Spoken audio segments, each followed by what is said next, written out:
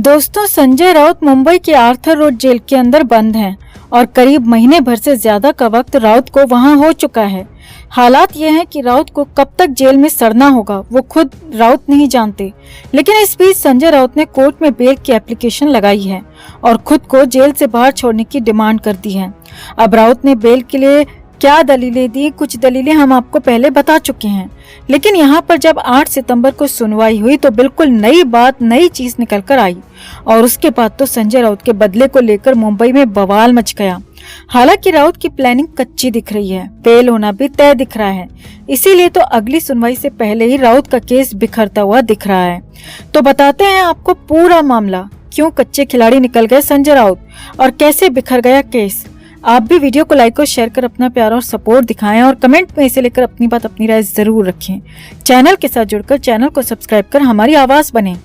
तो संजय राउत का मामला लगातार बिगड़ता जा रहा है। राउत के लिए दिन दुगनी रात चौगनी रफ्तार से मुश्किल बढ़ रही है। हालात ये हैं कि राउत को खुद नहीं पता कि आगे उनके साथ होने वाला क्या है।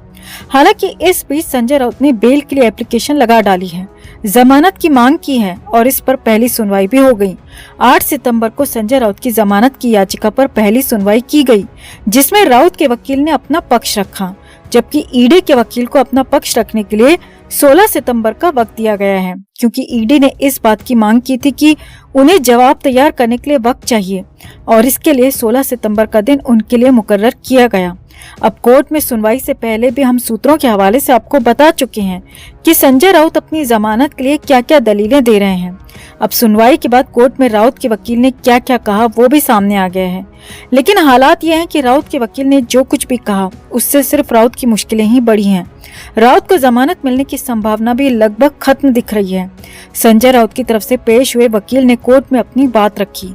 अब राउत के वकील ने कहा कि संजय राउत को गलत केस में फंसाया गया है, संजय राउत की तबीयत खराब है या फिर और भी बातें हैं, लेकिन सबसे बड़ी बात जो यहाँ पर थी वो थी बदले की बात, राजनीतिक बदले की बात। जी हाँ, संजय राउत के वकील ने कोर्ट में कहा कि कैसे राजनीतिक बदला लिया जाता है, कैसे बदले की भावना से राजनीति चलती है और किस तरह से सियासत में बदला होता है। इसका परफेक्ट उदाहरण है संजय राउत का ये केस, क्योंकि इसमें बीजेपी और उनकी सरकार की तरफ से संजय राउत से बदला लिया जा रहा है, क्योंकि संजय राउत की वजह से महाराष्ट्र में उद्धव ठाकरे की सरकार बनी और बीजेपी की सरकार बन नहीं पाई।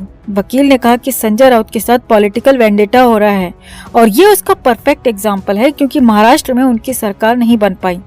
अब यहाँ पर राउत ने बदले की बात को कोर्ट तक पहुँचा दिया और कोर्ट से साफ साफ कहा कि ऐसे बदले के लिए कानून का गलत इस्तेमाल किया जा रहा है और ये हो नहीं सकता, लिहाजा उन्हें बेल दी जाए, तुरंत बाहर छोड़ दिया जाए, क्योंकि कानून की किताब में बदले जैसा कुछ नहीं होता।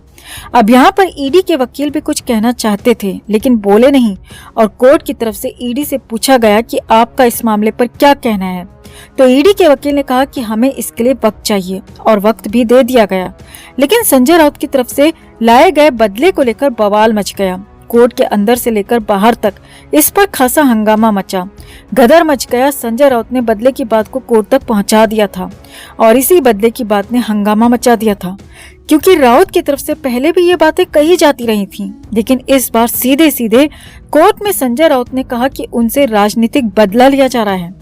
अब हालांकि यहाँ पर संजय राउत और उनके वकील बेहद ही कच्चे खिलाड़ी भी नजर आए, क्योंकि जैसे राजनीतिक बदले की बात आई, जैसे केस में सियासत की बात घुस गई और बीजेपी की बात आ गई, तो राउत के लिए केस वैसे ही कमजोर हो गया। जी हाँ, इस मामले में बड़ी और चौंकाने वाली बात, हैरानी भरी बात ये भी रही कि संजय राउत की तरफ से केस के असली मुद्दे पर कोई बात ही नहीं की गई।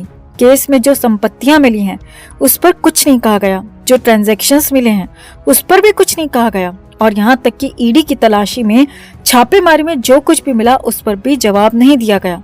यहाँ कहें कि सफाई तक नहीं दी गई और सिर्फ बदले की बात कही गई, सियासत की बात कही गई, जिससे राउत को बड़ा नहीं बल्कि बहुत बड़ा झटका लगना तय है, क्योंकि इससे पहले भी इस तरह की बातें कोर्ट में नवाब मलिक और अनिल देशमुख ने भी की थीं।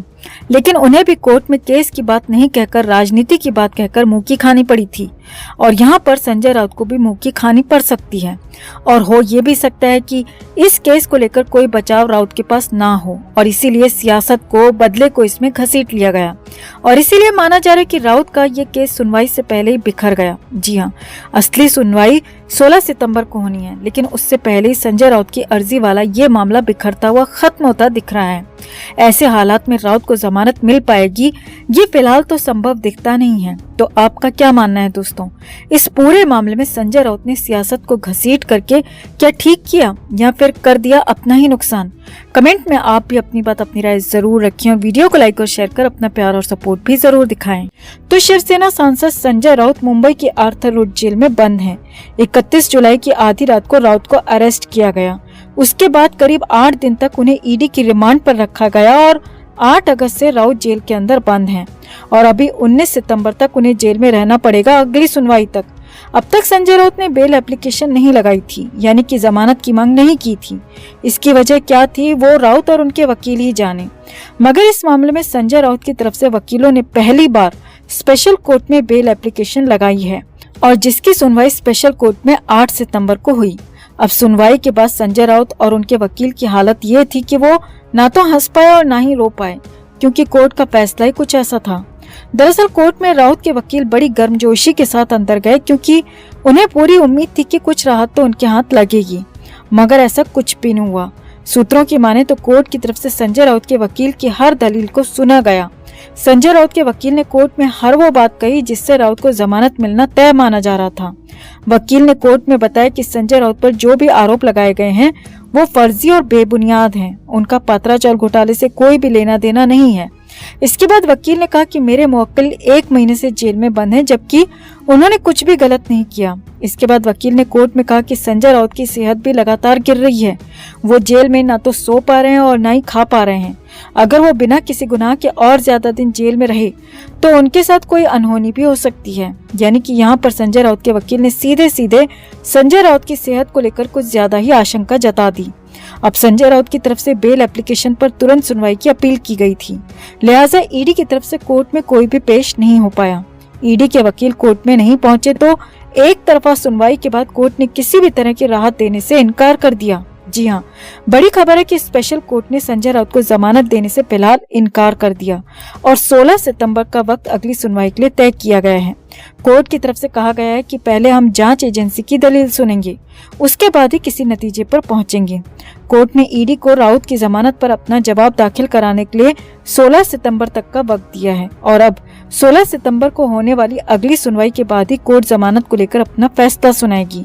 अब आपको बता दें कि 19 सितंबर को तो वैसे भी राउत के मामले की रेगुलर हियरिंग है। 19 सितंबर तक वैसे भी राउत को जेल में ही रहना है और 16 सितंबर तक जमानत की सुनवाई पर इंतजार करना पड़ेगा। यानी सेब पर चाकू डालें या चाकू पर सेब, कटेगा तो सेब ही। लिहाजा कुछ भी हो, संजय राउत को फिलहाल तो जेल में ही रहना पड़ेगा। उनकी जमानत याचिका पर कोर्ट की तरफ से उन्हें फिलहाल किसी भी तरह की राहत नहीं दी गई है।